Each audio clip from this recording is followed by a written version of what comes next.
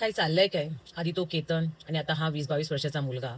ट्रेनमध्ये त्याची सरेआम हत्या होते.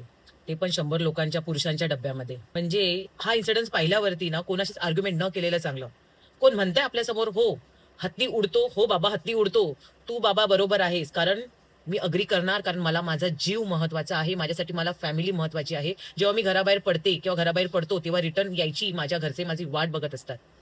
ते बायका अतिशय विचित्र प्रकारे भांडतात. अशा केस-बीस ओढून ते पण बघून कधी-कधी भीती वाटते. तर I request all of you, की प्लीज अशा अर्ध्या तासाच्या आणि 1 तासाच्या प्रवासामध्ये ना, आपण आपला मानसिक स्वास्थ्य बिघडवू नये. आपण खरंच खूप शांत राहायची गरज आहे. नाही मिळाली एखाद्या वेळेला सीट, नाही मिळाली एखाद्या वेळेला नीट उभा राहायला जागा, ॲडजस्ट करा. अरे, आपल्या पूर्ण दिवसभराच्या 24 तासामध्ये आपण कामावर, घरात, इकडे-तिकडे ॲडजस्ट करतो. मग 1 तासाच्या, 1.5 तासाच्या प्रवासामध्ये ॲडजस्ट करायला काय प्रॉब्लेम आहे? ॲडजस्ट करा. नका भांडू. I request you. अशी हत्या होण्यापेक्षा ना, तो अर्धा तास, पाऊण तास त्रास सहन केलेला परवडला. पण एक गोष्ट नेहमी लक्षात ठेवायला पाहिजे, की घरी आपली कोणतरी वाट बघतंय आणि माणुसकी जपणं खरंच इम्पोर्टंट आहे. तीच माणुसकी तिकडच्या 4-5 जणांनी जरी दाखवली असती, तर आता तो मुलगा जिवंत असता.